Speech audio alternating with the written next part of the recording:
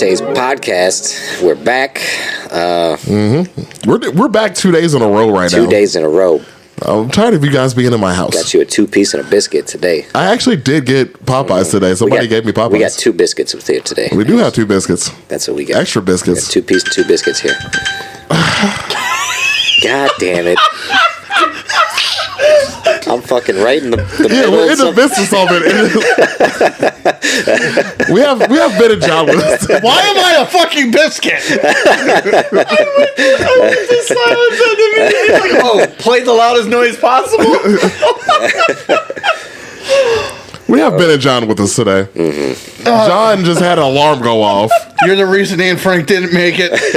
Just saying. Start on a fucking high note. She's her own fault. We're starting here on a high note.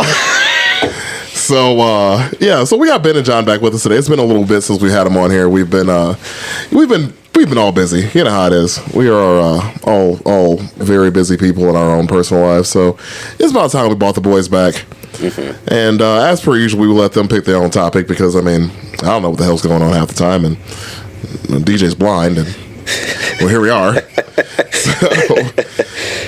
So we brought the boys back today. Say hello to everybody. Hello, everybody. Your alarm was louder than you. Yeah, Jesus Christ. I was waiting for Ben to say something. The only thing Ben always is your mustache. You even got closer to the mic, and it sounded like at a lower value. Inverse volume. Hello, I'm a man, and John's here. Do not question it.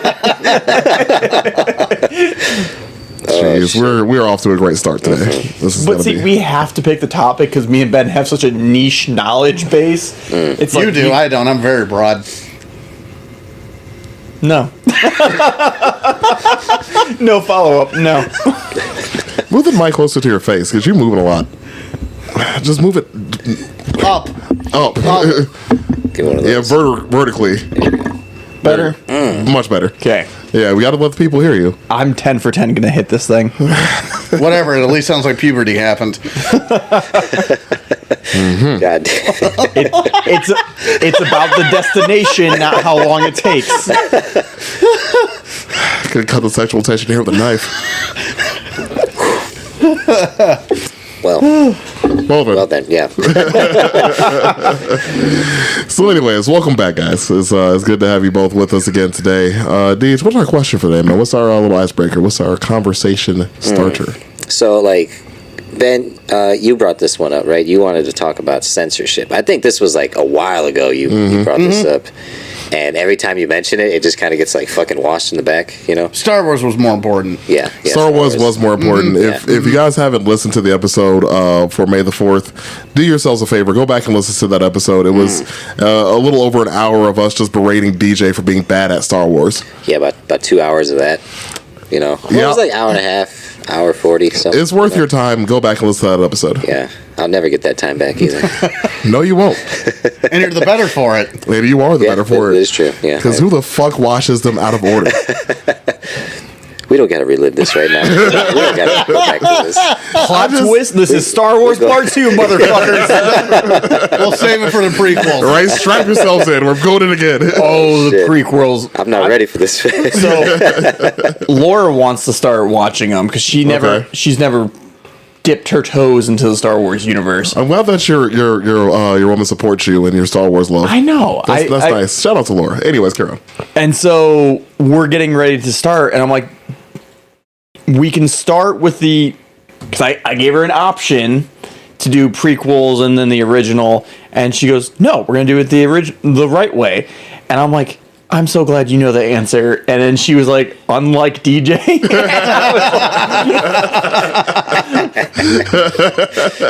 This man just gets dragged where he's not, whether he's in the room or not.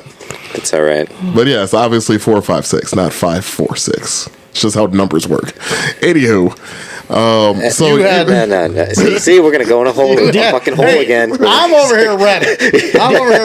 You made this about me, my favorite subject. DJ's gonna come. I'm censoring fucking all of you. Shut the fuck up. all right, so go ahead, Deej. Okay, so since we're talking about censorship today, that's what got me thinking. I was like, man, like, what's the first time like I had experienced something like that? You know.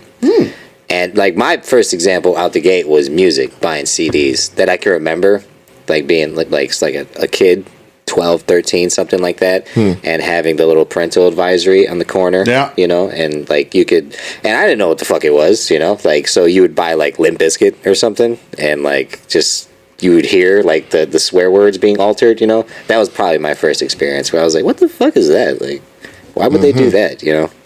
So what got you going on the censorship thing? Are you asking my first experience, Yeah, your first like experience. that, or because the other one's way broader? So my first experience, I actually have a very distinct answer for this.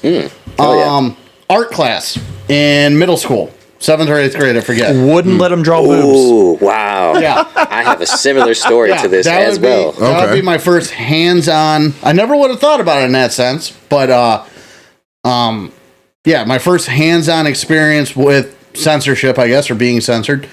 And that was, we were supposed to, now mind you, Columbine was 99, and I was in 6th grade for that. So 7th and 8th are, you know, post-Columbine. And I'm in this art class, and I cannot tell you the style of art this is, but it's some sort of superimposed section of a greater image. Okay. You were supposed to detail that. Yeah. And it was, I thought I was obsessed with Beretta 92s for whatever reason. They're the most it's a handgun for those just joining us. And it's at the time I thought it was the most intricate looking safety and hammer mechanism and everything, because it's not normal like the ones over here on more American handguns, whereas Beretta's Italian, and you had this safety decocker embedded into the slide right next to the hammer, and it was just like just a series of levers stacked on top of each other. Yeah. And I always thought it looked really cool, so I wanted to draw or have somebody draw for me, if I'm being really realistic, but that section of a Beretta 92. And the teacher told me I couldn't do it. So I didn't do the assignment. Wow. Yeah, that's crazy, man. Little did she know Ben's version of that was just going to be a sideways capital L. Oh, but, and I still remember the teacher's reasoning for it was people might be worried you might do something. Because I like the functioning of mechanical objects. So even the detail in the picture, could you tell it was a gun, or it was only on like where the? I don't think anybody would have known. Yeah, so if I hadn't been honest. Yeah, that's I don't think anybody would have known. But what's funny is, 2nd grade, I brought a bayonet into school. The fucking 90s, man. Fucking checks out. Ben started off on the FBI watch list early. Right. It was part of a diorama during World War I. I actually forget what grade it was, but it was elementary school. And so in my family, we have this World War I bayonet floating around. Of course. And so I put it in a diorama and brought that to school. Those are big ass bayonets. Yeah, they really are. They're like fucking. Like everyone thinks like modern day bayonets, they're still pretty lengthy, but World War I, those fuckers were like 2 feet long. Yeah. Imagine being 7 carrying the box. Yeah, that's wild. But you made it. Trips. That reminded me when I was in 6th or 7th grade. So that was like 7th grade was 2001 for me. I remember that because that was 9/11. So it was one of those 2 years. But it was the same thing. I had a art project. They wanted us to draw something, and cartoon characters or something like that. And I drew Blunt Man and Chronic from Wizard World, which was like Jay and Silent Bob's like superhero characters in the 7th grade. But like their chest emblems was like a pot leaf, and the other one was like a joint, you know. And I don't know what's that. I'm like 12 or 11, something like that. And that was when I first started smoking pot, when I was like young as fuck. And Mr. Pimentel, he ran the chess team, which I was also on. And really? I fuck around with some chess. No shit. And he was like, yeah, we can't do this, man. He was like, I'm gonna have to write you up, like, because I turned it in like that. It wasn't like he's seen it and then like he was like, do something else. He was like, oh shit, like we got to talk, dude. No shit. Like, yeah, it was a whole ass experience. But yeah, that was probably even sooner than the CDs thing. Yeah. Where I was like, what the fuck? Like, Silly. what did I do wrong? The two short stories that stand out to me when you say censorship from when I was younger, kind of like first experiences, is the one. I was the youngest in my family, and so probably around third grade or whatever, my brother's in his room or whatever, and talking to somebody, and he says "mofo," and I had no fucking idea what it meant, but I liked the way it sounded. So I started running around school the next day just calling everybody a mofo. And like my parents immediately got a call, and I'm just like, I don't know what this fucking means. I'm just calling everybody a mofo. Yeah, I was told I can't do that anymore. And then the other one was my mom. I was like 10 or 12 years old. Again, same time frame. Bought me a PlayStation. I think it was PlayStation 2 or whatever, and she didn't know anything about the game, but she bought me Grand Theft Auto 3. Oh, hell yeah. And she just thought it was a racing game. And God bless her heart. Racing those prostitutes. Hell yeah. I think it was like a month after I had been playing it. She like watched me play. She's like, "Oh my god!" It's too late now. We've gone too far. Yeah, no. At that point, I was like, Yeah, you know, it's funny that you mentioned music because that does like remind me of one of the. I love telling the story about my mom. So most people that have ever met me probably know that my parents are very, very, very strict Christians. And then they had me. So congratulations, you done goofed. Yeah, they had a gay brother and an atheist. I have a gay brother and I'm atheist. So like they really just won the lotto on the whole being a Christian thing. Anywho, not saying that all Christians are bad, just saying how my parents were. Don't fucking come at me. Anyways, so I remember when I was a kid, I had rode my bike to the flea market. I grew up in Gary, right by the flea market. Well, close enough to the flea market to ride my bike to it. And I wanted to get a cassette. Notorious B.I.G. Came on the new cassette that day. I'm like, fuck yeah, I'm gonna go get it. Got my long cutting money. Let's go run this shit, right? So I go, ride my bike over there, get my cassette, throw it in my cassette player. I'm at the house chilling, listen to Notorious, being Notorious. My mom kicks down the fucking door, takes the cassette, and takes it from me. Fast forward, like, I don't know how old I was when that came out. So, but my parents moved out of the state many years ago now. But I was at their house helping them, pack up their stuff to move. And my mom was like, "Oh hey, like, and if anybody has ever has ever experienced the fear that a black mother will strike into you, you will understand this."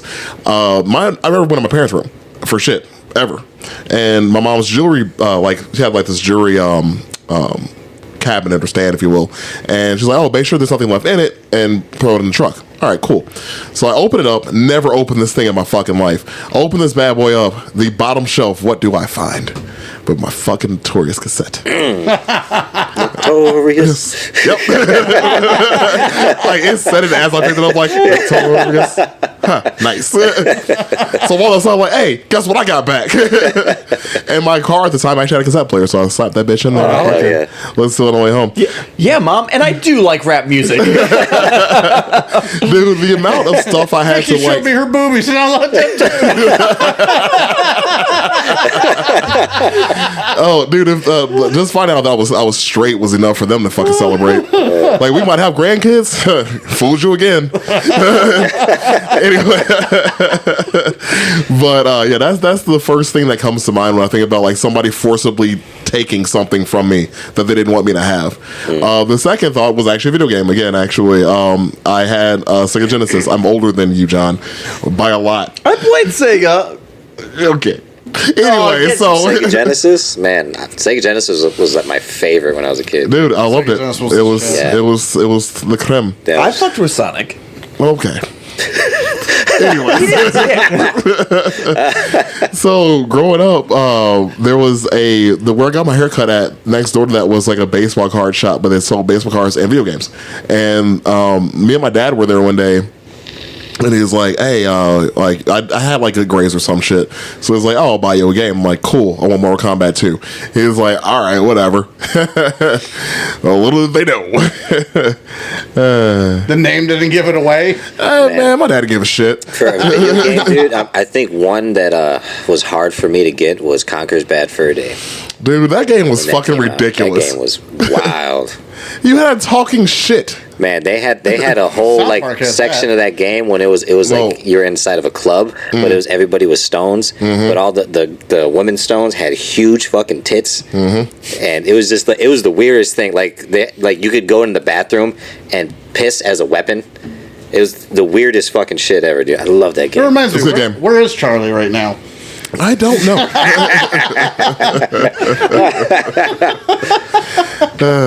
Oh shit! But yeah, so like just thinking about the early years of my parents, being monitoring everything that I did, which I mean, to a point I understand, to a point, but I think that's actually almost like a good segue into this is you start to think about censorship in like what we were exposed to, and I think it will probably follow suit is that most of the time censorship up until probably the last 5 to 10 years has all been like protecting kids, keeping them away from like pornography, swearing, violence, or whatever. Sure. And now it's not just kids anymore that you're trying to shield. Maybe I'm a little bit ignorant when I say that. I know. Well, it's not Shield either. Yeah, I'm agreeing with you. Yeah, absolutely right. Yeah. And yeah, there might have been. Well, not might have been. There was definitely censorship on the religious side. Obviously, science community, Galileo, different astronomers, physicians, any of the sciences really. So Oh there's well, been yeah, censorship because on anything that went against the church. the church feared, then yeah, it was going to be censored. My art was censored, and historically, that's not a great idea.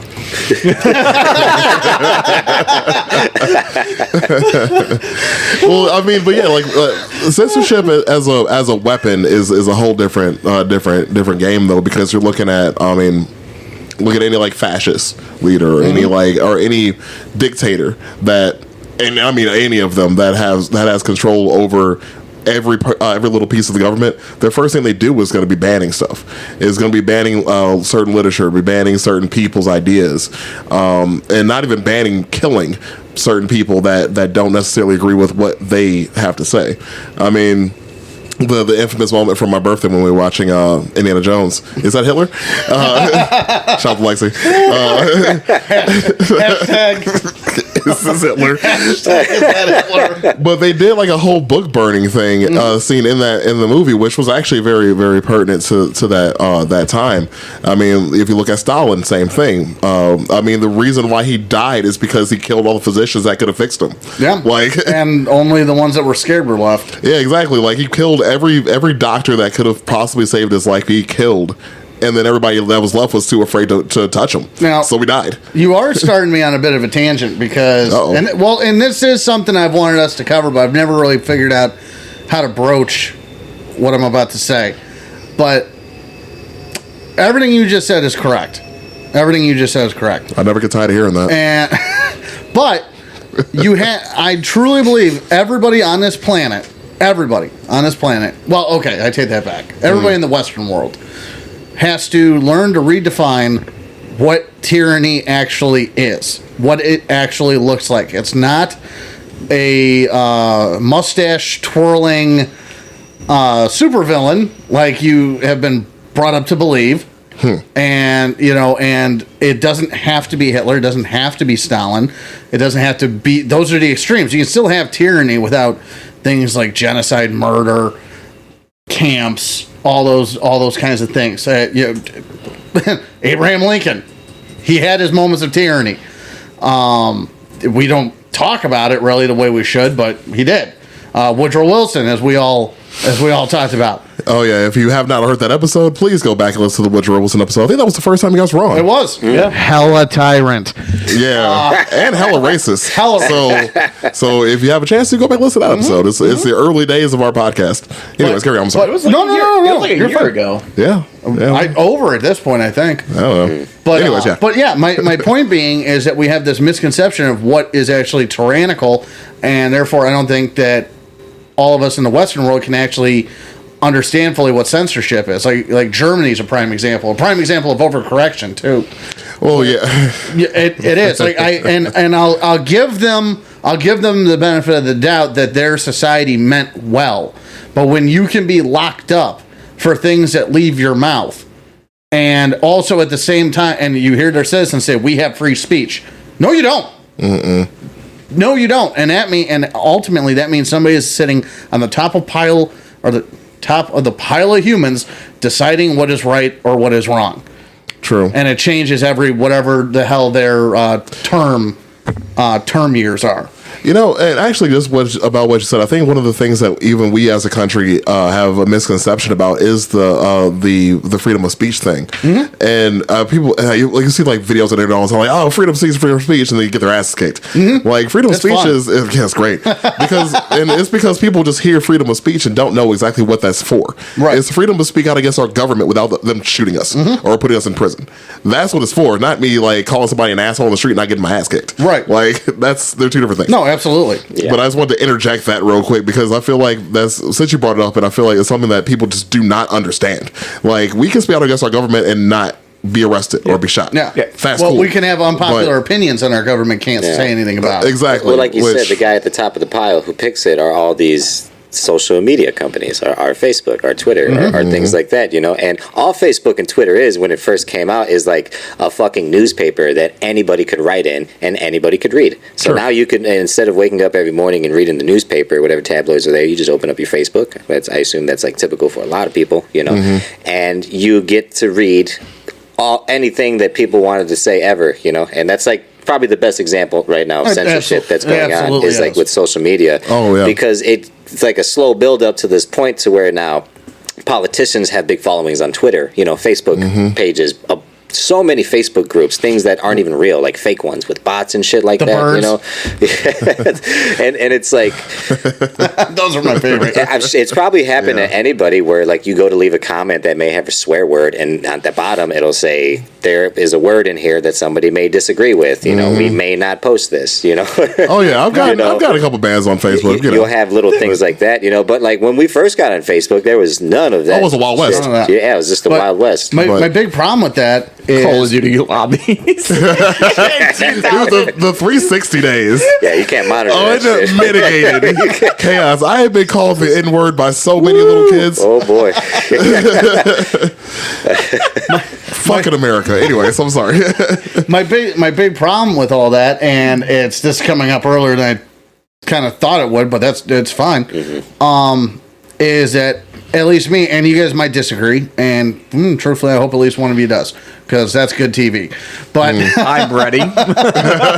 Go on. no, I am in favor of somebody stepping in and not taking over, maybe not even nationalizing, but something has to happen with these social media companies in the First Amendment area, specifically because we got evidence now of people in the government twisting their arm. Yeah. And not just that, but over these years, social media stopped being social media, and it is a digital town square.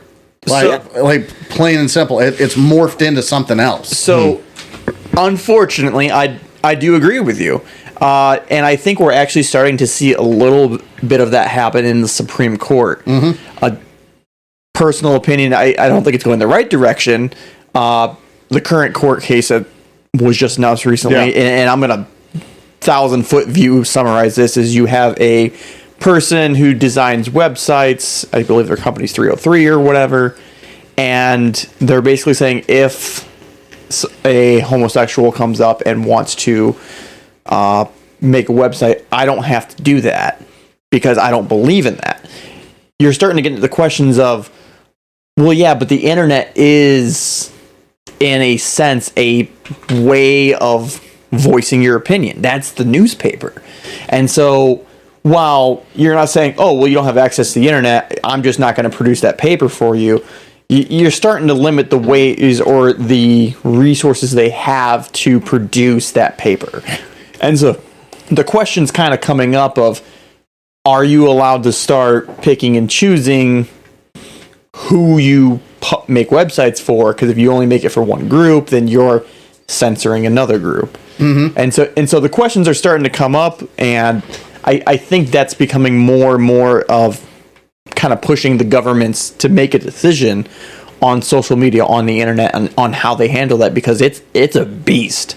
And I don't envy them on that decision, because it's a very hard decision to make. That's going to set a lot of precedent, Right? And I don't know where to go from there. But I know how I feel on certain things, and that's if all four of us here have the right. Well, how old are you? No, how old are you? I am 30. You're okay. Fast forward 5 years. Okay, I'm not even picking on you. I'm not. Okay. I just stopped myself because I realized what I was about to say. So fast forward 5 years from now, everyone at this table has the right to run for president in the United States. Okay, all four of us. DJ for president. But if one, at that very same time, in a world I imagine is more devoted to streaming and things like that, and commercials aren't even coming up anymore. Maybe, who knows? Now, DJ, Aaron, myself, you, whomever, is banned from Facebook, Twitter, whatever the new hotness is at the time, Instagram, blah, blah, blah. And now your right to run for the presidency is gone. Is being dwindled down to nothing because you can't reach your base or even form a base. Well, and actually, just going on top of what you just said, is interesting. One of the things I was remembering when we were talking about social media's involvement with politics in general, because you know that on your Facebook there is in your settings shows what political party they believe you are. Mm-hmm. And if people don't know this, it's hilarious. Go Google it if you want to, whatever. Wow. But there is actually a political party set to your Facebook account. I haven't checked it in a while. Yeah, I haven't looked at mine in a while either. I set mine when I made my Facebook. Oh, sure. Yeah, I don't remember if I did or not. It's been so fucking long ago. Back in 09 and whatnot. It's been like 15 some odd years since I've even had my Facebook.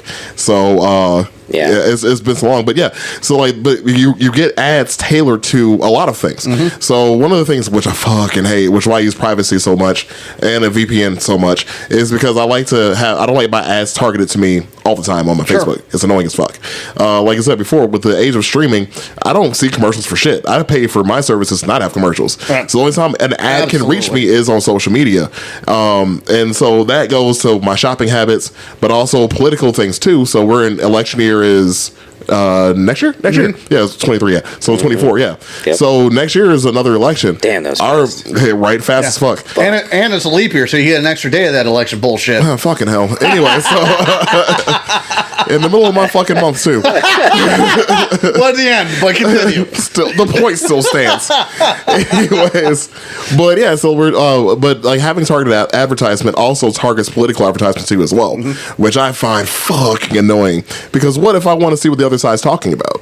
Like, and how do I know? And then the other issue with that, like we were talking about before, with politics and social media, and how they, for the most part, have too much money in it, in my opinion, to then censor the other party or target the other party's posts, or like, oh, okay, well, they post this, well, can't post that, we can post this. Like, it's not free.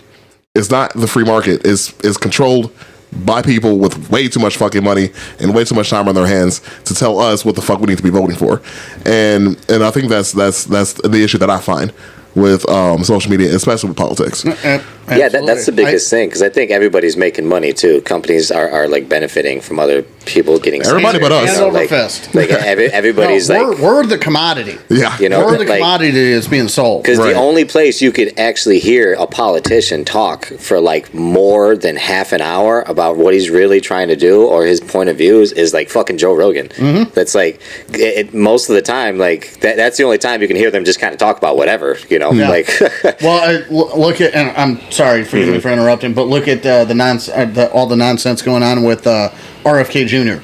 Yeah, with him. And I don't say nonsense necessarily about anything that he's talking about, but just the nonsense that it's creating. Yeah, just because he was able to talk for 3 hours. Yeah, and people are losing their uninterrupted. damn minds. You know, like People are losing their minds because a man spoke. yeah, exactly. It's the craziest thing, you know. And like online, he probably, I don't know, that probably never would have seen the light of day. You know? Oh fuck no! It would have been suppressed. That conversation, you know what I mean? It would have been suppressed so damn heavy. I truly think that they have jumped, and building on what I said about the digital town square thing, I truly think that Facebook, Twitter, all these things, they have jumped into utilities territory. Yeah, it's a common thing now. Honest to God, I truly think that they've jumped into utilities, and at that point, we're starting to go back to the Roosevelt years of monopolies. Yeah. And now, what do we do? Yeah. You know? 100%. Because what Instagram's making a new one. What's it called? Threads. Yeah. Well, that's why I think everything goes that's a Twitter killer. Or whatever. Yeah, because it's part of Meta, quote unquote, whatever the fuck Meta is. That's why I think podcasts are like really probably going to be the new wave of like political like kind of debates. And that's the problem with that too. Is every jackass with a microphone can make a podcast. Yeah, but I'm willing to bet that probably sometime soon you'll have a guy like Joe Rogan that can get enough steam who's willing to let people, you know, because Joe Rogan's kind of like, I'll do it, but like I'm not. He doesn't do it. He's fucking rich as fuck. Yeah, he's rich as fuck. He doesn't need any of that. You can have a guy that's like dangerous. Well, but his focus isn't politics either, though. Yeah, exactly. Yeah. It's not like what he's interested in. But I'm willing to bet eventually there might be a person who like actually starts a podcast who's like, you know, we can let this guy talk for an hour. Don't ask him no questions, you know, just have like a couple things, just let him I think it's going to be Tucker Carlson. Yeah. Honest to God. Yeah. I think it's going to be Tucker Carlson. Yeah, because honestly, like, I think it's still, like, to the point, you know, to where, like, most people know, like, unless you do a lot of fucking reading, like, you don't even know what the guy's, like, what that person stands for that you're voting for, you know? I think most people are just all they see is blue and red now. Yeah, that's it. Yeah. Just the blue and red, that's it. Or what the other guy doesn't stand for. Or, you know, at the end of the day, it's not core values. No, not anymore. It's not. Yeah. It's not it's just shit talking. It's a shit talking contest for months, and then you vote. That's what it is. As long as you meet these three things, I can compromise on the others. You know, and they usually don't even do those three things. Exactly, but that's what gets them to vote. True. I was gonna say, I voted for Joe Jorgensen this last election. Everything has become. Yeah, that's how disenfranchised I was. Yeah, politicized. To your point is, again with the whole Tucker Carlson thing, he's been on Fox News for who knows how many years, and then when they did that most recent settlement in court thing, and they went through his text messages, he didn't believe anything he was saying. He knew he was spouting bullshit, and so he was just doing it to push his party's issues. And it's like, at what point? And literally, Fox there was some other court case that Fox was in. Fox had to admit that, like, oh no, our stuff is bullshit. You would have to be an idiot to believe it. Like, dude, you're a news network. They used to be. Yeah, but exactly. In the court case, they had to claim that they were not a news network. I wonder what I didn't hear about that. So I'll look up sources or whatever. But there you go. They had. We need sources for this one.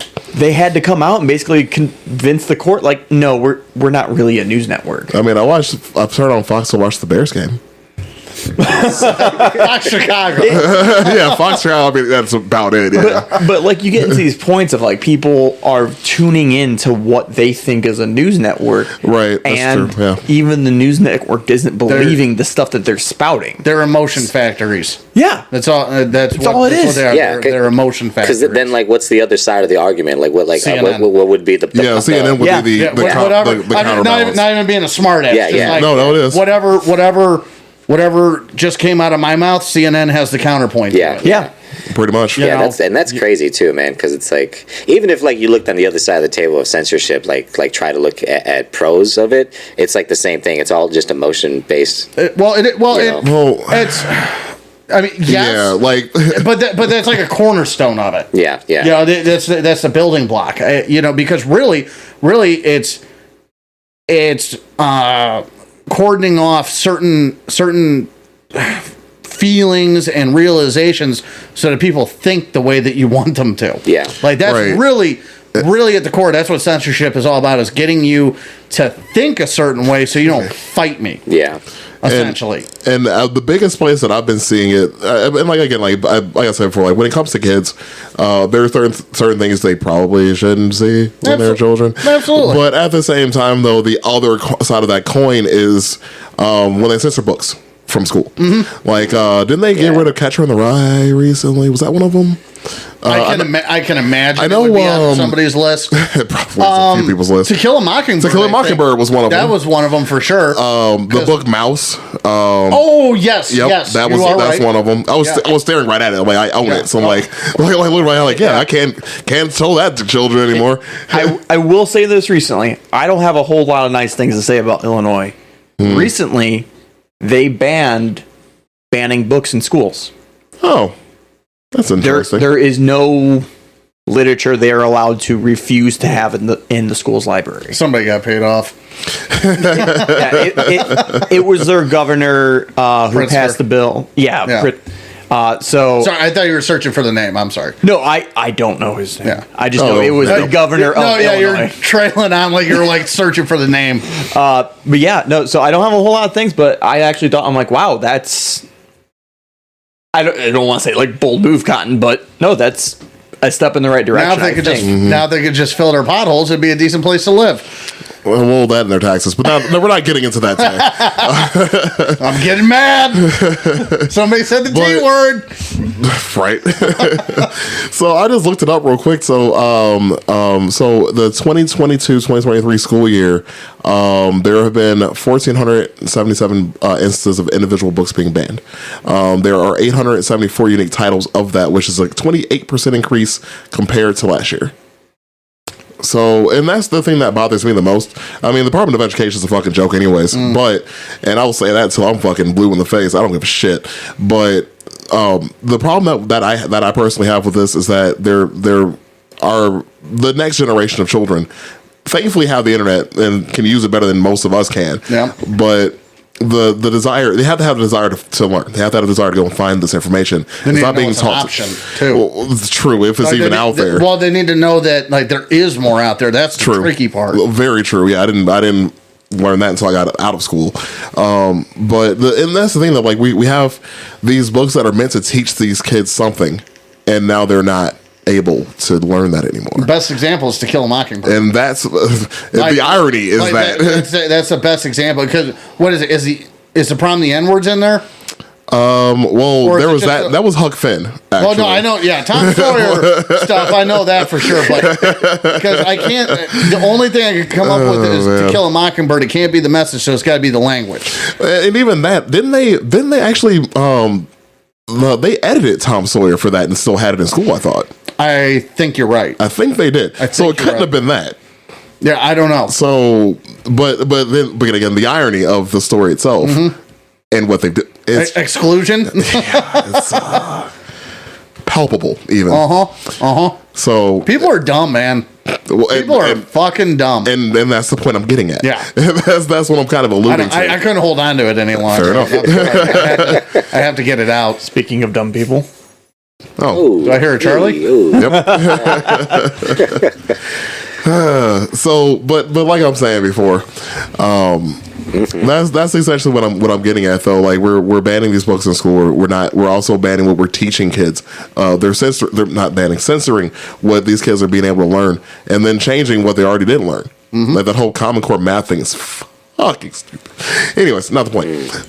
Like the whole method of math, like how they changed it. Yeah, I've seen videos on that. It drives me fucking crazy, dude. I couldn't do it myself. Yeah, it couldn't be me. Crazy. But yeah, then that brings into the fact, like, what are we actually protecting our children from? The past.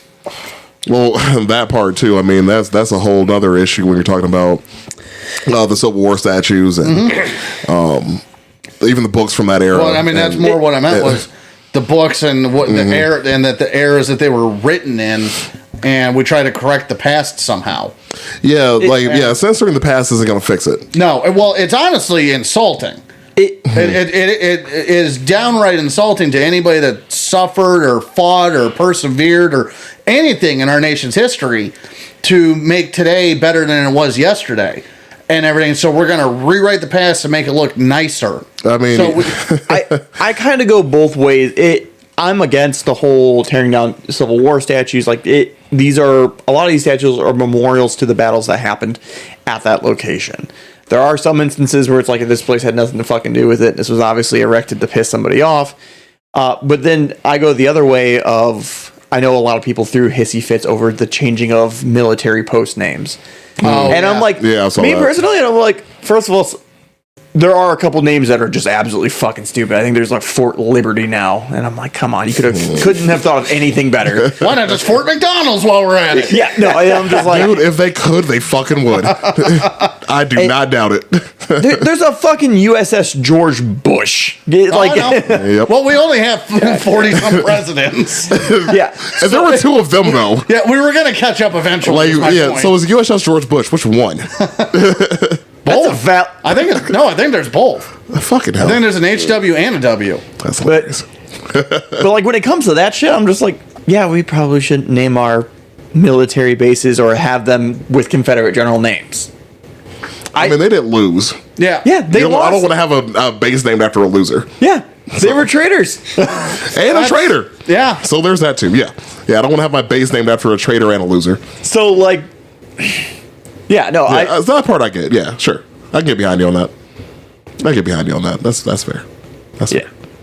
So yeah, I just I don't know. It's just the school thing is what really grinds my gears because I think we're raising a generation to be fucking stupider than they should be, No, absolutely. And that's not okay. And that's kind of what I was getting at is, it's fine. Not only is it fine, it's right to teach that the past was violent.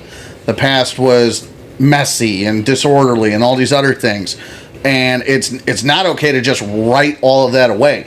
Because you can't, as many jokes as I've made about her, Anne Frank, you can't write away Hitler and have that not be a smack to Anne Frank's face for everything that family went through. Because if you erase one, you erase the other. You got to talk about all of it. Mm-hmm. Yeah. Plain and simple. Because we're the end result of all of it. So I mean, I don't know who exactly we're kidding with the whole. With the whole, I don't know, past rewriting or book deal. Yeah, because if you stop writing about Anne Frank doesn't exist anymore. Exactly. Yeah. Right, and what's sad is our nation's history isn't really taught that deeply in the first place.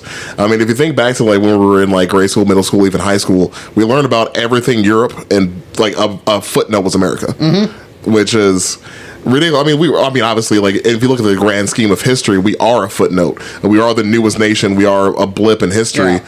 But Depending how you look at it. well, that was the but. Yeah. Because the but part was, well, look at what all we've done within that couple hundred years. I mean, like we went from a colony to this No, right. Well, in a 100%. couple hundred years. And I was gonna say, as far as like my history goes, is anytime in schools, it was either Europe or just the U.S. And I was like, it completely, my history or my knowledge on Asia, Australia, even in world history. my world history is definitely subdued and cut down. It's mainly focused on what did the white people do. Right. Oh god, the whole thing with like the aliens. It's like, well, white people didn't build it, must be aliens. Yeah, exactly. See,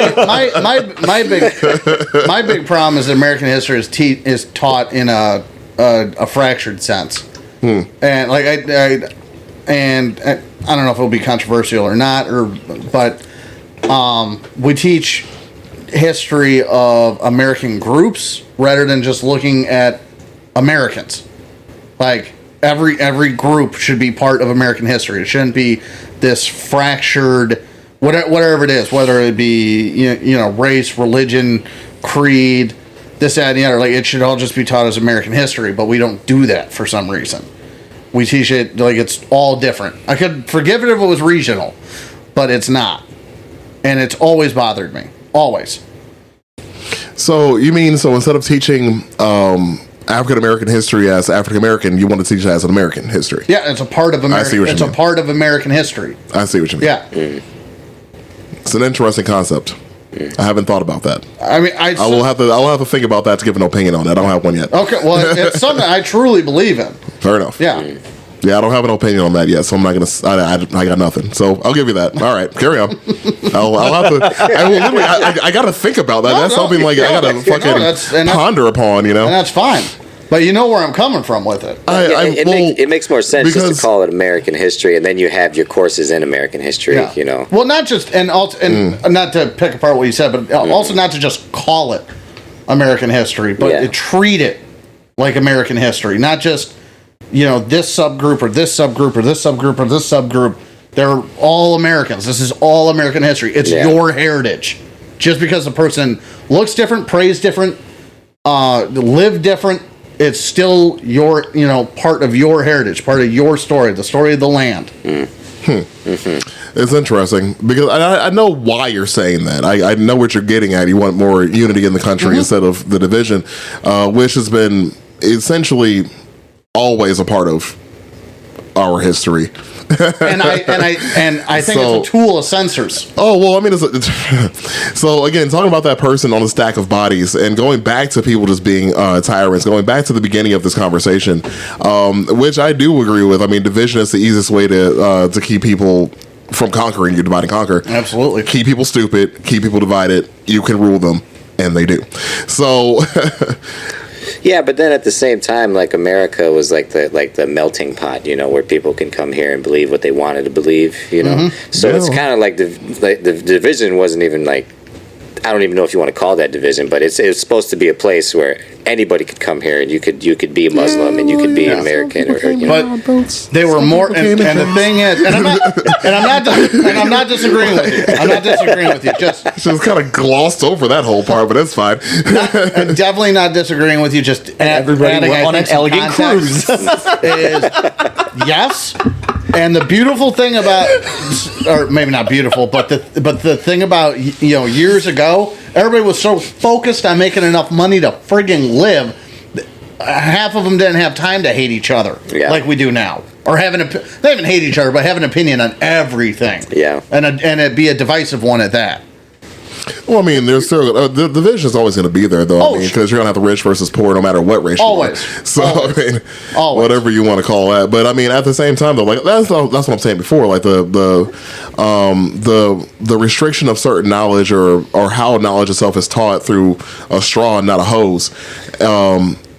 Is going to be causing this, which brings me back to the beginning where I was talking about tyrants. If we're looking at it from an overhead view, it's kind of getting there. And what is our breaking point? I 100% agree. Kind of leading into that is I think the breaking point is ultimately going to come down to, and I don't say this as like a stab at anyone, but to religious views. At least in my opinion, I think that's where most of it's going to come, is because you're seeing a lot of battle with censorship coming down to teaching of different various ways. Of like in school systems, if they teach about the Big Bang Theory, then a religious group also wants their theory on the situation taught as well. And you're kind of getting this back and forth, this rubbing and friction, because what do you teach? Well, in fairness to them, the show wasn't that good. Thank you, DJ. That was deserving. That was solid. You earned that. You really did.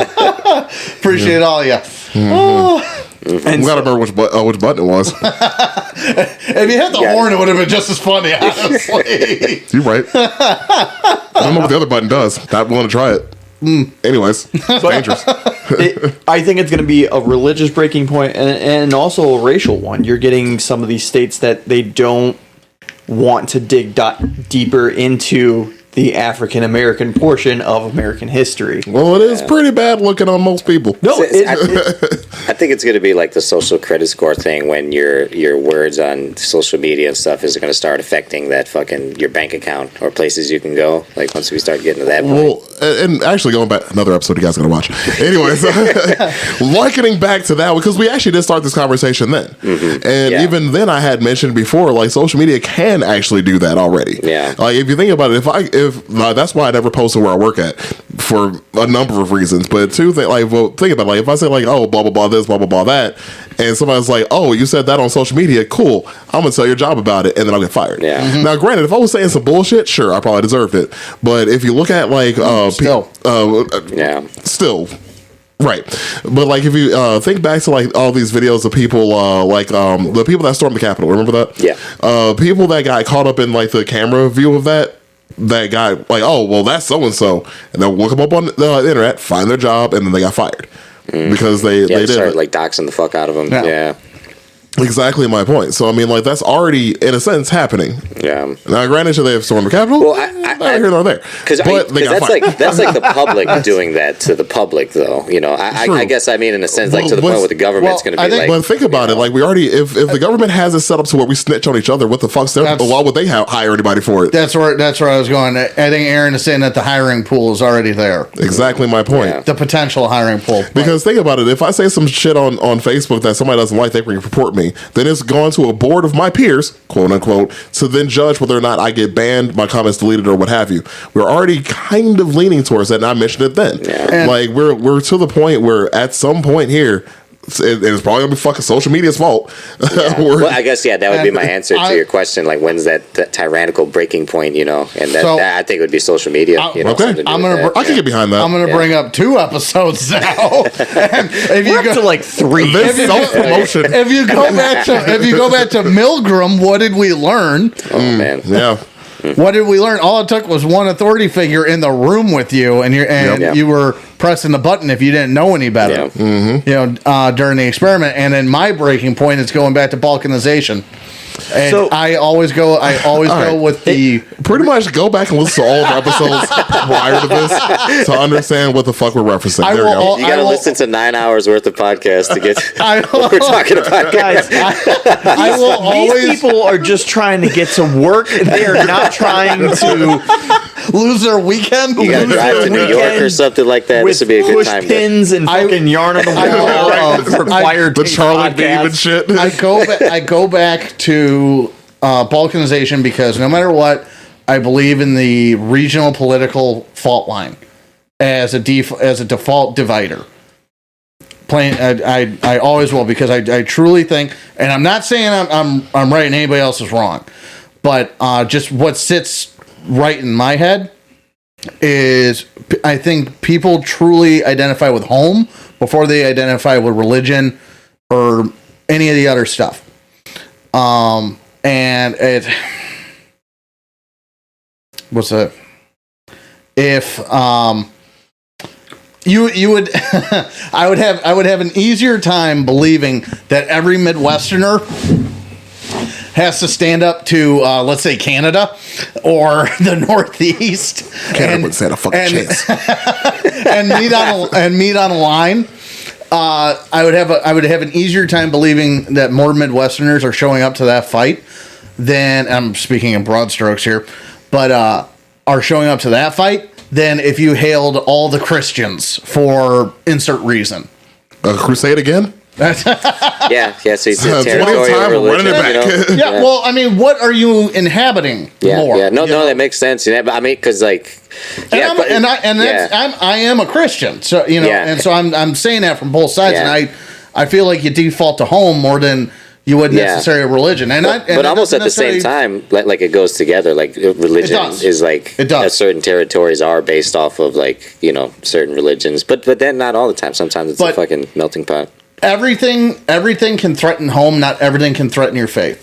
I like that. Yeah. I'm gonna threaten your faith right now.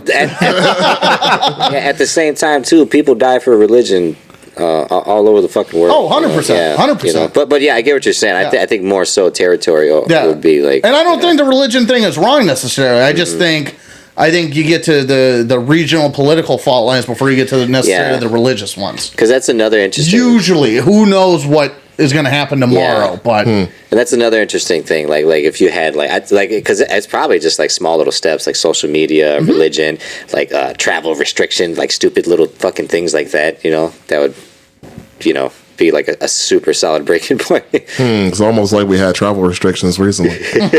Yeah, they tried it out. They're like, oh, that fucking works. That's cool. I'm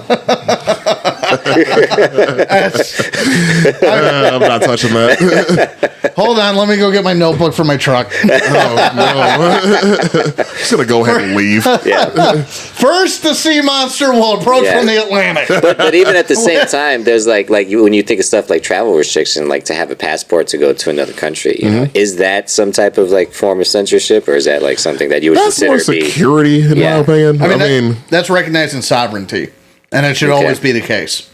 Yeah, because sovereignty should always be the case because 1, it's good for business. 2, it flies in the face of the UN. And if anything we can do to fly in the face of the UN, we probably will. If I felt like going to New York, I would moon them right now. I fucking hate those sons of bitches. Yeah, there you go. Tell them how you really feel. Nope, actually don't. Government? Actually don't. Actually don't. We are far too deep into this episode to start a new episode. Why am I the only one with a warning label? This is bullshit. Censor him. Censor him. I'm already black in America, man. I don't need more troubles in my life. Come on, man. Yeah, but you're going to be black in America with me. I got you.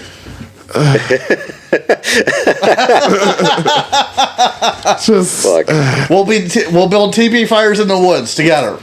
I'm not building no TV goddamn log cabins. The inferior fire design. Not if you want the fire now. Can you do a TP inside of a log? Is that fucking... Technically you can, but it'd be ridiculous. Yeah, technically you can. But it'd just be ridiculous. That's why a waste of wood, really. It'd be a really fast. It'd be a really fast burning fire with a long sustainment. So there's merit to it.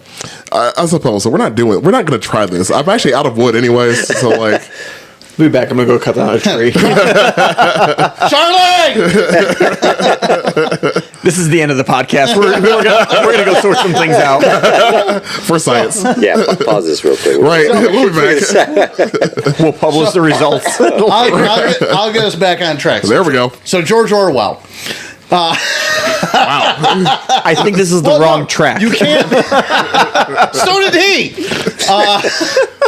Fuck. Carry on. But no, I guess my question is in between what we've been talking about and then where you and John took us with breaking points and whatnot is, and I guess it would be a necessary step, and it is a Orwellian thing. Is when are the thought police? I see what you mean. That's the next level of censorship on the table, at least as I see it. And I think we're already kind of sort of there. And I agree with that. Depending on what we're talking about. You know what? I had a crazy thought because I just recently got the new AirPods Pros. And I put them in my fucking ear and you can hear the air getting sucked out and it just completely drowns you in to the point where I walk into the gas station and they're in my ear and I don't even realize it. I've almost become so accustomed to it that they're in my ear more often than not, especially when I'm driving or things like that. It's just way easier for me to have them in. And you ever see the movie with Joaquin Phoenix, Her, I think it is. I remember the ads. So he basically it's very Space Odyssey. Yeah, 2001. everybody has a little thing they put in their ear, and that's your phone. You don't have a phone anymore. You have a little thing that goes in your ear and it talks to you. Why did I think it was the house? And it's catered to you, and he ends up falling in love with his.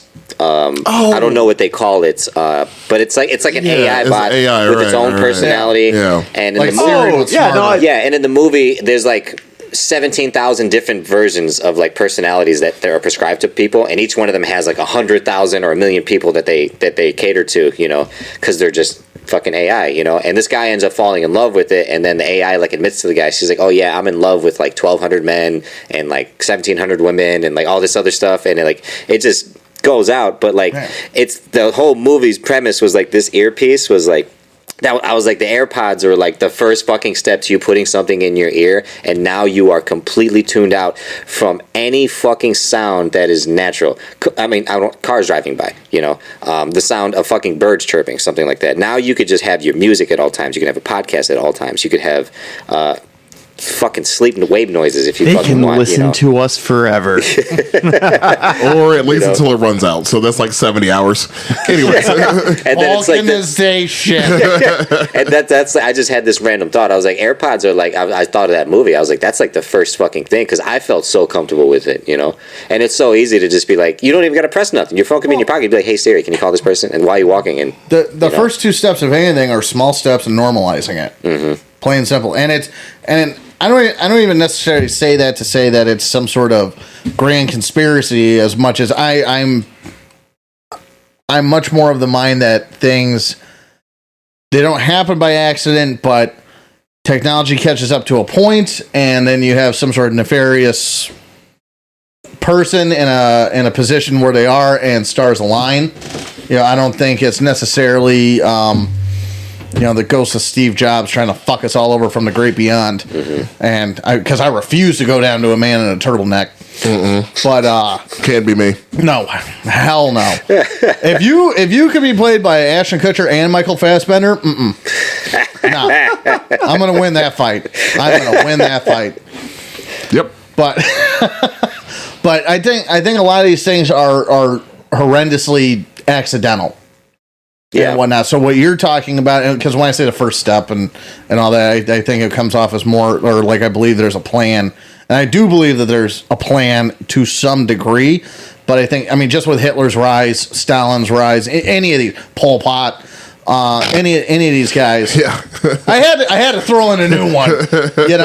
Any of these people, like, they were people of their time, and they just kind of seized the moment. Yeah, that was extraordinary circumstances that led to them becoming who exactly. they were. And I think the same with these technologies as well and whatnot, where if we do end up in some sort of dystopic timeline or whatnot, it's not necessarily because of some grandiose plan. There's a plan, but definitely not fully fleshed out. Yeah. Actually, I want to add on to that, that you were just saying, because it's something that I brought up earlier, especially with social media, like I said, catering your advertisements to you. There's a lot of room on my cell block. Come on in. Oh, bother. We're going to be roomies. Oh, I don't want to. They're not kidding me. Okay. Anyway, so we're going to be doing the podcast with the phones through the jail cell. I actually listened to a podcast called Red Onion Randy, where this guy does it from prison. That's a lot of... Yeah. Okay. If you've ever seen the documentary on Netflix called Solitary, it's the guy that's in there. He's serving like 1,200 years for capital murder in West Virginia. Okay. But he does 15-minute episodes because he just does it on the phone. He just talks about prison life. Yeah. Awesome. That's fucking ridiculous. Shout out to Red Onion Randy. So what I was going to say, it actually relates to your AirPod, what you said with the AirPods, about what we were all pretty much alluding to, and me, especially with my gripe with social media, is that because it's tailored to you, because you can now be in your own bubble, essentially, you're surrounded by information that's catered to you. Your censorship is your own doing. Yeah. Because you don't see everything else. Yeah. Like, for example, you have iPhone, I have Android. But with my Android, I have a pane in there that's all news. And it's all news catered to me. Mostly gaming news, sports, and that's about it. Like video games, sports, that's what I usually care about on the internet. So the internet knows that. It's like, oh, cool. We're going to feed them all this shit. Which is fine for me because I don't mind. But at the same time, it's also catering to each individual person the same fucking way. Just biased to whatever. Because whatever your bias is. Yeah. And it doesn't let you out of that bubble unless you forcibly change it. Yeah. What I thought was interesting, and because I came across something. There you go. Use your big boy voice.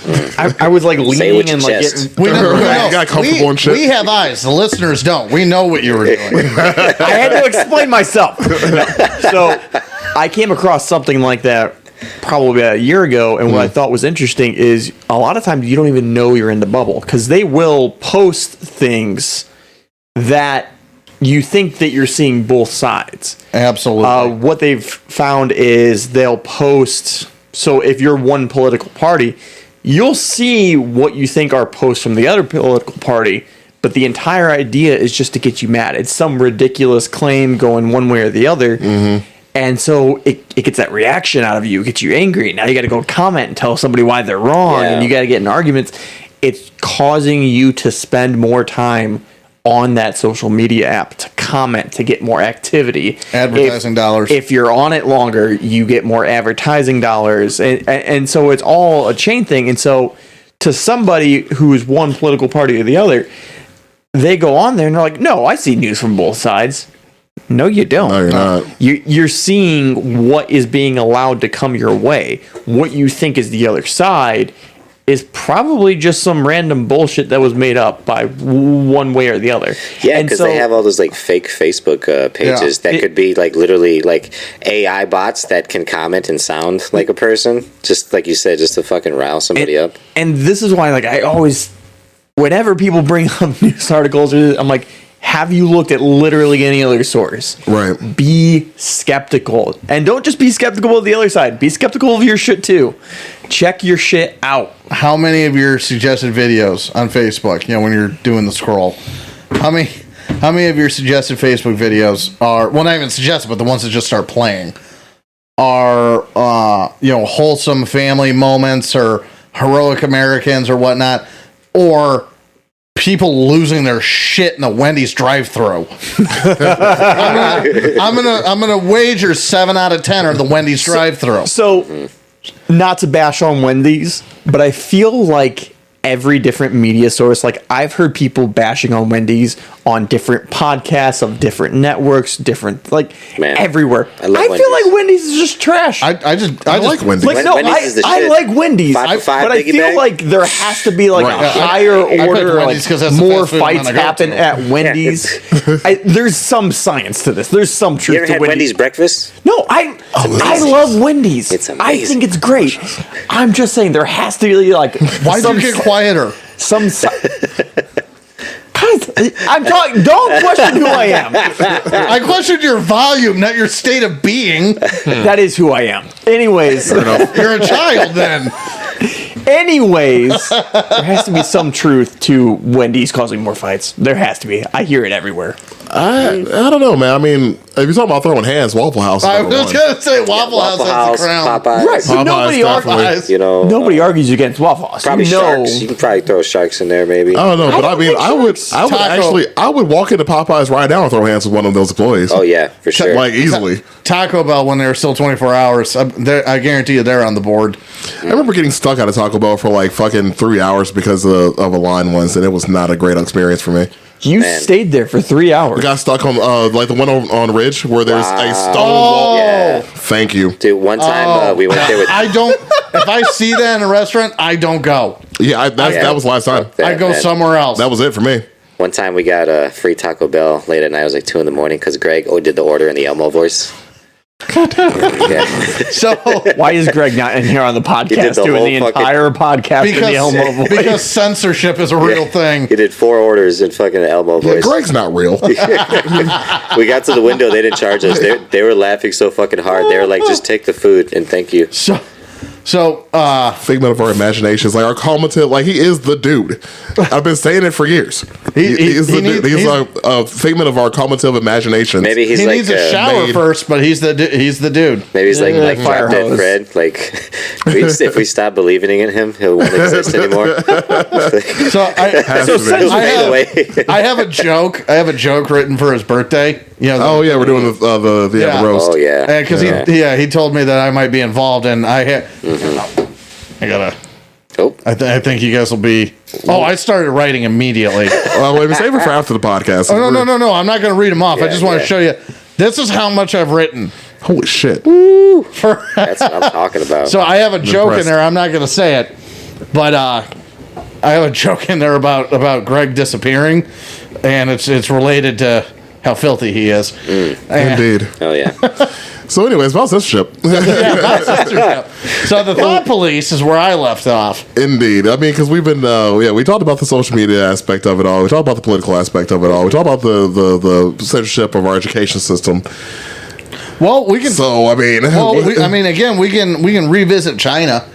And then what about like fucking AI too, man? With like ChatGPT, like the way that's like, you can now have like bots online putting comments and opinions that aren't even fucking people, but it sounds real as fuck now to like sway people. You could have hundreds of bots commenting on a page that somebody like, you know, an actual person could read and then agree with these hundreds of fucking, these well articulated, you know.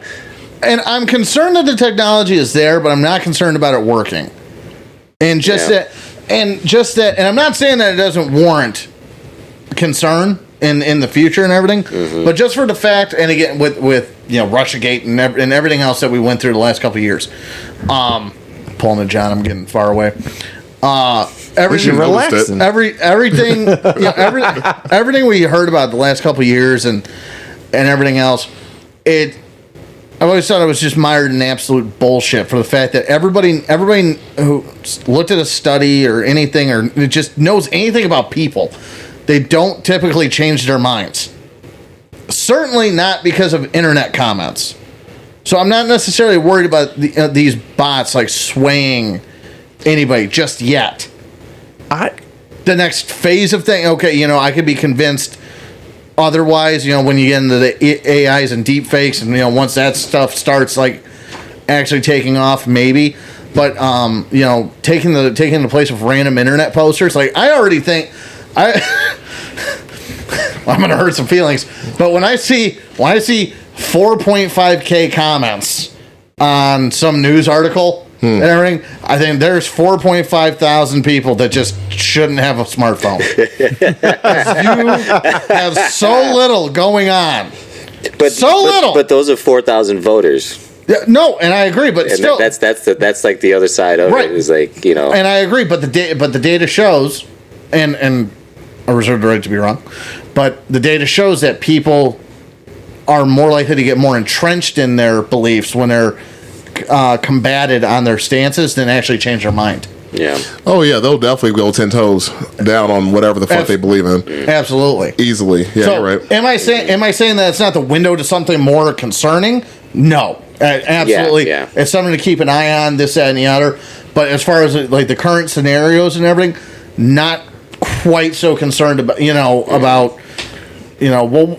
some AI about, well, what do you think about your particular political candidate did in, 2002? By God, he's right. Yeah. I don't. I guess my concern is like having whole entire Facebook pages like dedicated to this just to sway political like opinions through Facebook. I was going to say, I wouldn't think of it as changing someone's mind so much as guiding somebody to a decision. Yeah, it's sure. So taking a political group, posting fake stuff about a different political group, because when you see something that kind of agrees with your thing, you have a bias towards it. You're like, yeah, no, and I'll so agree with that. It's not so much as shifting your thinking one way or another, just so much as a slow curve in one direction or another. And now we're holding the Michigan governor hostage with 6 federal agents. Again. Because that's the big thing is social media being able to sway politics. Right. Censoring politicians, having Facebook pages dedicated to trashing politicians, to putting out news that isn't real, Sure. which is like a lot of it is ran by, AI or I don't fucking know, some fucking private company, a different country, who fucking knows, Russia? I don't fucking know, But I guess that's more what I'd be concerned, not the comments thing, I was definitely speaking a little hyperbolic. Yeah. But I was taking you on like the person-to-person basis. Is where I was at. And that's the scary part too, because it's like I said, that's still 4,000 voters. Because like you think about like all the people, you're like, they shouldn't have smartphones, but like they still vote. Absolutely. Yeah, and that's like the downside of it, Yeah. Well, and it's our own part. Part of it's our own fault because we live with technology that's way smarter than it should be. Because we out-teched ourselves by, I would say 100 or so years. I'm not going to go that far, because we can still unplug the damn thing. Yeah. Well, no. I don't mean in it taking over. I mean in us interfacing with our technology. We can go further. As a species?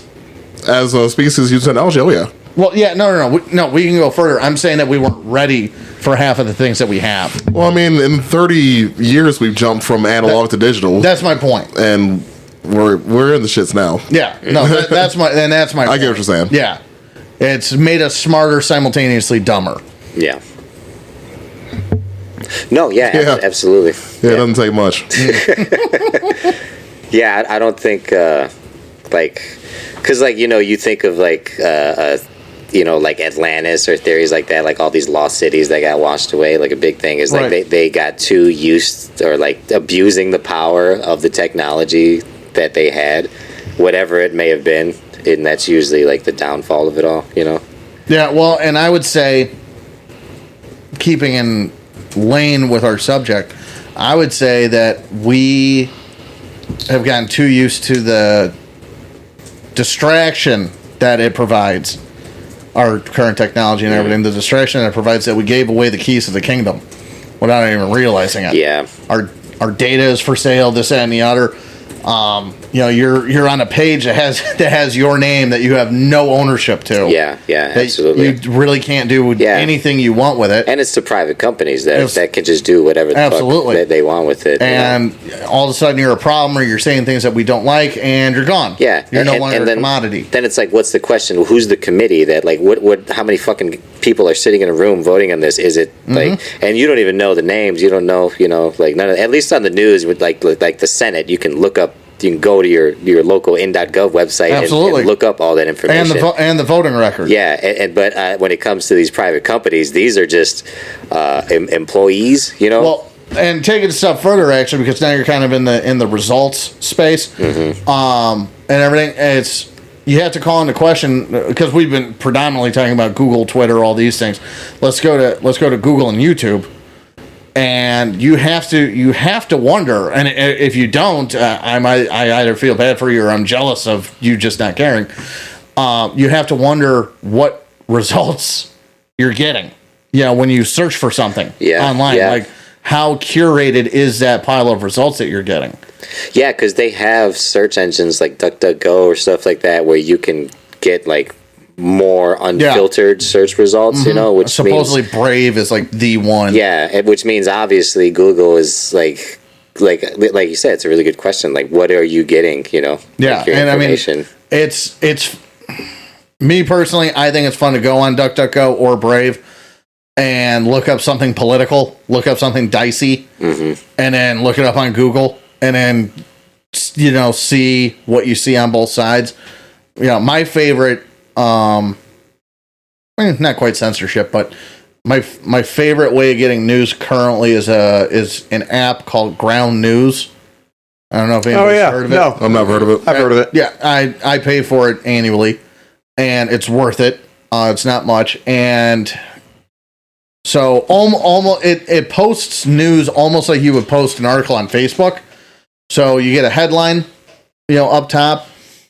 You have a feed and everything else, and your interests and whatnot. But you have your headline, and then you click on that headline, and then it's X, Y, and Z happened in Chicago, let's say, and then you have all of the networks or news outlets or whatnot that are reporting on that.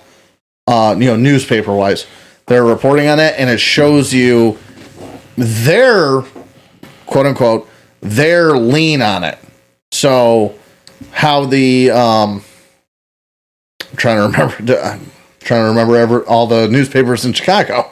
Well, I mean, there's Sun-Times, Chicago Tribune. So these guys are left. These guys are left.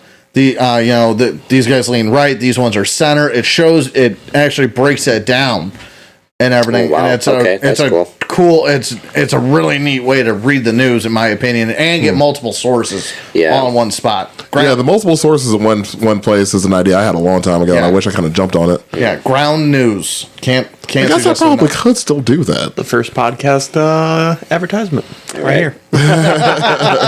We've had other ones. Yeah. I actually found him because of a podcast. Actually, now that I think about it, right on. Yeah, a YouTube podcast. Right on. There we go. Yeah, put that in your pocket. Ground News. Everybody, check that out. Yeah, can't suggest it enough. I've been happy. Been happy? That doesn't happen. Fucking a rarity in itself right there. Hang on to your butts, everybody. We're That for a man fucking weird one. exhales anger.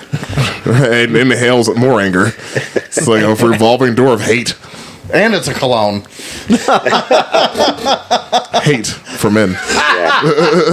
Yeah, hate by men.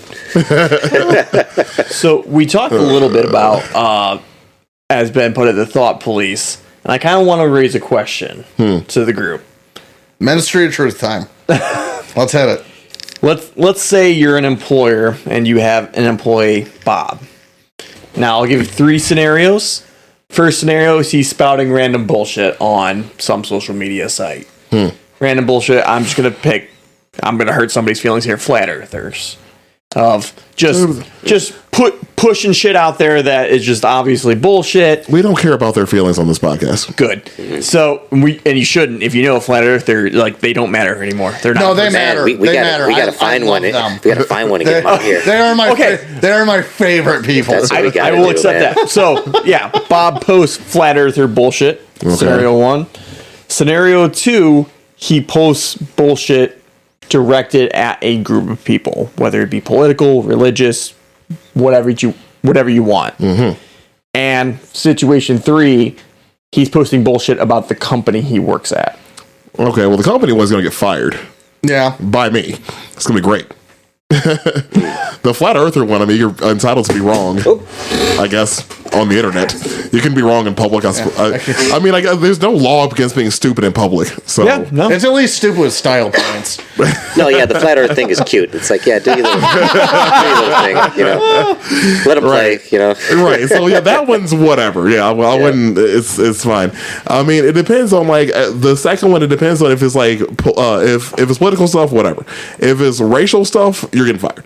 Like, so you can't be racist on the internet. Especially if you're representing my company on the internet. Like, if you have, like, I work for so-and-so. Yeah, you're going to fucking work for nobody, dude. Get in line in the unemployment office. You're fucking out of here. So, you know, that's my opinion on that one. Yeah, and I guess it depends what the topic would be, because if he is talking about politics or religion, is that something you could, at a workplace, say you can't talk about? Well, it's not something you can talk about in the workplace. I mean, am I going to walk up to my coworkers like, hey, guess what? I'm an atheist. Your religion's fucking stupid.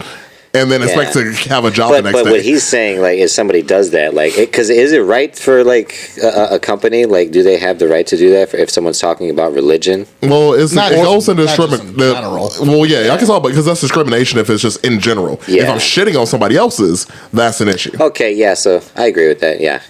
Oh, yeah. Yeah, because I was thinking, I was like, if I had a job, like, I would always just like we talked about in the podcast, like, we tried to just stray away from, like, politics and religion. You know? Oh, yeah, we don't really touch it. You know, and, like, could you implement that at, like, a company? Be like, yeah, we don't fucking do that in your own time, you know? And is that, like, a bad thing? It is, you know, because that's discrimination against somebody. Yeah. Just like so when I still worked for Best Buy, we had an employee that never worked on Sunday because he went to church every Sunday, and so they accommodated. You sneaky motherfucker! You. Yeah, Well, man. He's at the casino. So that was also another recent Supreme Court. It's either, I don't know if they decided on it, but it's a thing in the Supreme Court right now. I mean, but the Supreme Court can suck a dick when it comes to a private company. So This is the U.S. Postal Service. oh well, never mind. Then that's a whole different story. Because they want to start delivering on Sundays, isn't it? Or they already did, didn't they? If it's packages, I think. Right. I know. I get mail on. I get some shit on Sundays. FedEx, Yeah. Amazon, everybody already delivers on Sundays. Except for the U.S. Postal Service. Yeah. So the U.S. Postal Service does not deliver on Sundays. The employee hired into the company, and it was never an issue. U.S. Postal Service picked up delivering packages for Amazon on Sunday. So Wow, now, Amazon has that much money now, huh? yeah, and Hilarious. And so now the U.S. Postal Service wants this guy to start delivering on Sundays. He says, I can't do that because I have religious reasons. And so I don't have the details in front of me. I think the decision was he's allowed to not work on Sundays. Sure. But then as an employer, you get to the point of, well, now I need someone to work Sundays. I'm not going to go hire someone that I know is not going to work Sundays. So now I need to start discriminating. Well, it's not discrimination if you were asking on an application like, hey, can you work on Sunday? Yeah. Like, because I could just say no, and then it's fine. Like, I don't work there. Okay, cool. Like, As long as you don't ask why you can't work on Sunday. yeah, there's a difference between saying like, "Hey, I can't," like I say, "Hey, can you work on Sundays?" and I say no, or saying like, "Hey, you have to work Sundays and screw your religious beliefs on Sundays." Right. Hey, you with the hat and the scarf. How do you feel about Saturdays? Yeah, I'm just imagining like It's the the Sabbath. interviewer, Screw like you too. I don't roll on the Sabbath. I'm imagining the interviewer like plugging his ears if like the person tries to explain. He's like, no, I don't care. I don't care why you can't. Yeah, because even with the dude I used to work with, he didn't work on Sundays. He didn't have to explain why. He did just because he wanted to. But like, you know, I gotta say it's religious reasons. And then you know, peace signs. I'm out. All right, yeah, keep that in your back pocket too, guys. So yeah, back to the scenarios. So Work you Sundays at the new job. Yeah, I mean, the last one for sure. You can't be besmirching my company's good name on your social media. Get the fuck out of here. And I think, because I try to keep it black and white, I think the issue that they're starting to come across more and more is that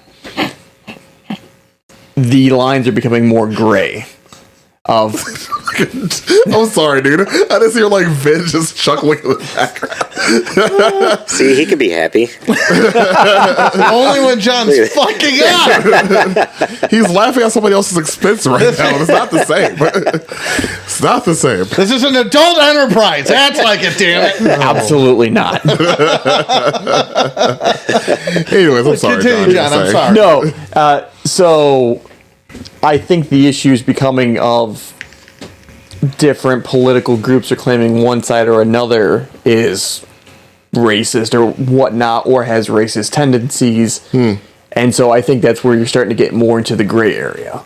And not to say who's right or wrong. Again, I haven't had to make that decision, and I don't know how I would. But I think that's something that's becoming more and more of a hot topic. And so I think that's when you start to come into censorship styles of what gets censored and what doesn't. Because if someone's like, oh, this is my political belief, and it happens to not favor this racial group, that's a bad political belief if it's about a racial group. but if that person truly believes, oh, that's not a racial issue, I just believe for X, Y, and Z, but it does negatively impact a group, you start to get into these gray areas like, hey, man, you can't say that shit. And you're like, oh, this is just my political belief. So they believe it for their own, like, not well thought out reasons? Yes. Honestly, most companies have really good fucking ways of weeding you out of a job if they don't want you to work there. Yeah. And without doing the whole discrimination thing. And I completely agree. Like, if you have a shithead, you can They get have people whose that's their job. Yeah. Yeah. To get you to fucking quit. Yeah, they're called managers. No, they partner you up with Greg for a day. Didn't he used to work with him? 2003 to 2005, there were harsher conditions than just in Iraq.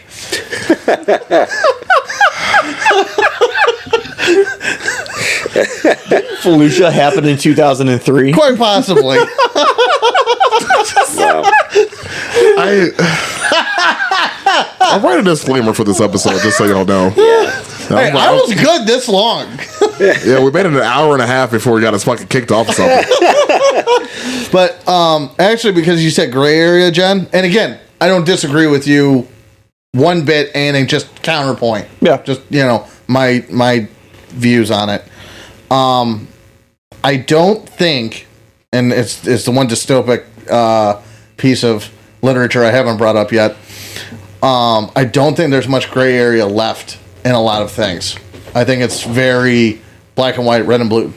Pick your color palette, and I think we have the potential for being in the before times of Fahrenheit 451.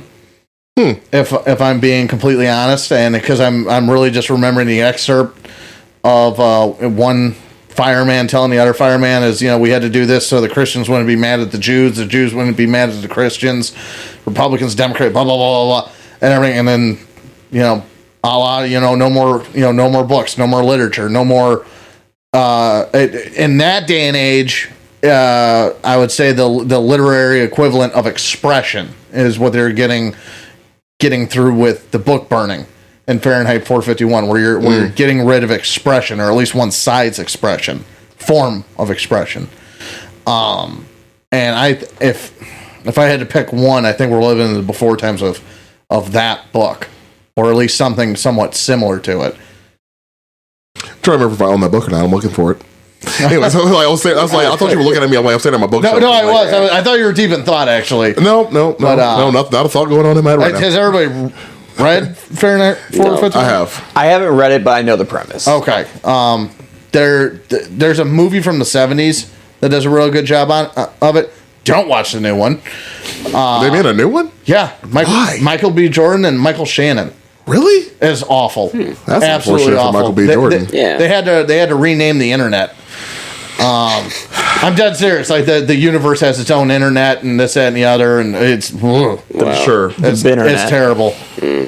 And what was I gonna say? But yeah, there's a movie from, I want to say it was like the 70s. Fairly, I mean, it's very lackluster, but it's fairly faithful adaptation of the book.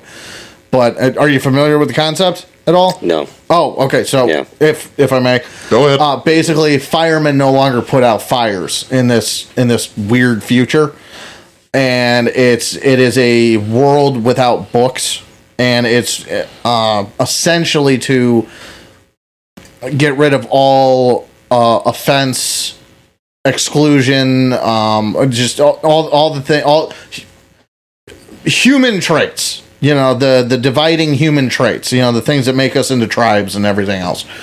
And the firemen, the reason they come up is when they find a book, the firemen get called and they burn them. They're the ones going out to burn these books. I was gonna say, if they're not putting out fires, what the fuck are they doing? Then? Yeah, and there's like an underground resistance movement that basically memorizes books. You know, did you see Book of Eli? Basically what he did with the Bible. Yeah. And, you know, they memorize these books and then transpose them or smuggle books. You know, and I think the main character memorizes a book of the Bible, actually, now that I think of it. I don't think it's the whole thing, but I think it's one book of the Bible. No, 'cause I think he quotes part of it. Oh, okay. And it's been a while since I've read it, but Yeah, it's been a long time, but been a minute. it's a dystopic thriller, essentially, and everything, where, it's a good one. It's terrific. It's terrific, and it's very, very real. And it was It's real. very telling. It was very real in the 90s when I read it for the first time. And or early 2000s. Yeah, middle school, I think. But yeah, it's a great book, and like Aaron said, it's very telling, I still think it's very now. And where with what I started saying, that you say gray area, and I don't disagree that there isn't, or that there is gray area in certain aspects, but like general overall American life, I don't know. I kind of feel like that's kind of shrinking between, you know, the color palettes, depending on the issue or the belief or whatever the conversation is of the day. And we're getting closer to those set of circumstances that set that world into motion. I agree with you in the sense of we've eliminated gray areas, but not necessarily in the positive. I think life is almost all gray, and everything should be almost judged by a case-by-case basis, because in the situation we were talking about, that's truly what it would come down to. And yeah, I would have to judge a person's intent or their knowledge on something, and to see if they were truly trying to harm somebody. I think life is almost all gray area, but I think we've become a very black or white, red or blue situation to where you are this or you are this. There is nothing in between. Yeah. With the caveat of how much do you want to believe of what you're being shown. That's the one caveat I'll give. Or I'll state, rather. I'm going to give one more just to add on to that, because like I said, I mean, like, life is full of a lot of different variables, not just one or the other. And the thing is, though, everybody knows that.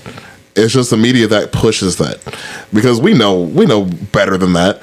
Well, you know, I mean, this room doesn't even make sense if you think about who's sitting in it.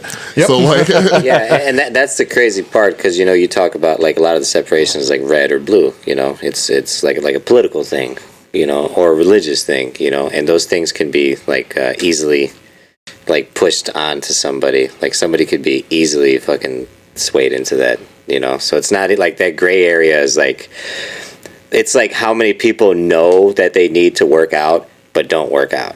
Like they know what they need to do. Yeah. You know, but they don't do it. It's almost like the same thing. Like, so that gray area does exist, but nobody cares in that area. it's just like whatever, fucking, sure, I'll go this way. Yeah. Oh, we live in a red state. Okay, cool. Like that's, I think there's a good amount of like people that do have like, it's not even a thought process. There's no thought process. They're just simply existing. Yeah, I think that's a good chunk of people, and I think 5 or 10% on each side of the political spectrum are trying to speak for the other, 80 or 90. Well, that's how it always is. The loudest person in the room on each side is always the ones that people fucking see first. Even though most people aren't like that. I mean, people are fucking pissed off with both sides, but you don't hear them. You hear like, well, I believe in this, and you're wrong, and I believe in this, and you're wrong, and you're both assholes. Can you imagine if Ross Perot won back in the day? What an upset that would have been in the world we would live in. What was that one dude? He was heavily featured in Futurama. Went against Bush. Al Gore. Thank you. Oh. Wait, no, was it Al Gore? No, I'm thinking about the dude who was really green. Just his head. You're talking green as in environment, right? Correct. Al Gore. Was that Al Gore? Yeah. Okay. Like Al Gore. Yeah, it was Al Gore. Yeah, you're right. He did the Inconvenient Truth. Yeah. I went straight to Nixon because those episodes. I was thinking Nixon at first until he said Bush. Headless Nixon, or no, Bidless Nixon.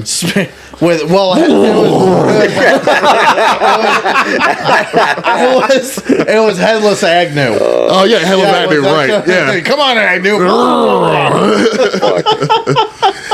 Oh shit. They got new seasons coming out, right? Yeah. I'm kind of mad about it, but that's neither here nor there. Just let it go. It ended perfectly. It ended so good. Because it ended on a time loop. Because at the end of the episode, it started with episode 1, so it's an infinite loop of a season. Like the whole show was an infinite circle. Like, and it was perfect. It was its 4th ending already. Right, because it kept getting fucking canceled, just like we are.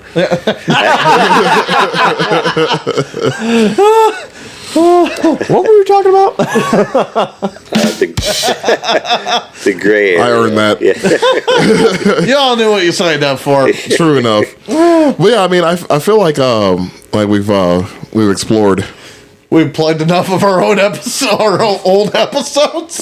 Yeah, I think so. The only So one you have to listen to episode 564 and then 1, 2, 3. It's literally the fucking Always Sunny, like the Charlie from Always Sunny with all the fucking strings and shit. Yeah, figure it out. The only one you don't have to listen to is Fermi's Paradox. Listen to that one anyways. And Paperclip, actually.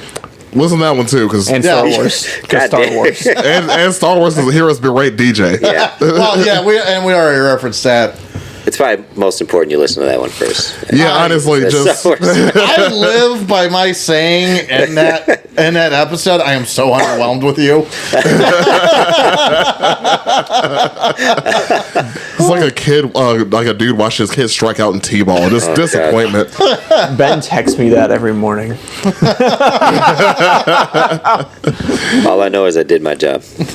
No, No, I did what I came to do.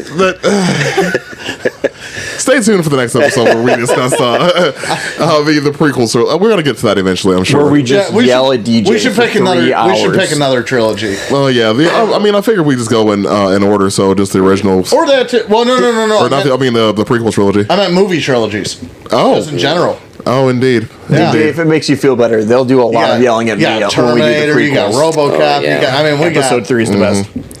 What? God damn. Oh, he never saw the Ninja Turtles. Remember? Oh yeah, no, that's what we were doing. The fuck is wrong with you? Yeah. You already yelled at me in the group chat about this. And you should continue to be I forgot about it. censored. I forgot all about it until now. Let's bleep his entire side of the podcast. I don't have the power or patience to do that. So, anyways, I'm gonna put a bow on Well, this that's one. okay. You were about this far away for most of it. Anyway, so. You think Aaron does any editing? I don't edit shit. How many T's were in editing? Editing. I had a stroke. Is there an Evan root in here? Oh, bother. Anyways, I'm going to put a bow on this one. Thank you to Ben and John for joining us again. Like we mentioned beginning, this is just an opinion episode, so this none of this is It's fact. a Royal Rumble. This is just an opinion that we have about the state of the world when it comes to telling us what the fuck not to do. So If you have any legal action, direct it to Aaron. I mean, yeah. Live free or die. Yeah, or Send that. us your nudes. Don't- Stop. Just don't. I don't. Get out of my house. Anyways, we thank you for listening to us again. Again, thanks to Ben and John for joining us. Please give us a like and share. We do have a TikTok. Go check that out. There's some stuff on there. More to come soon. We're working on some merch. Keep an eye out for that. And yeah, other than that, y'all be cool. Have a good one.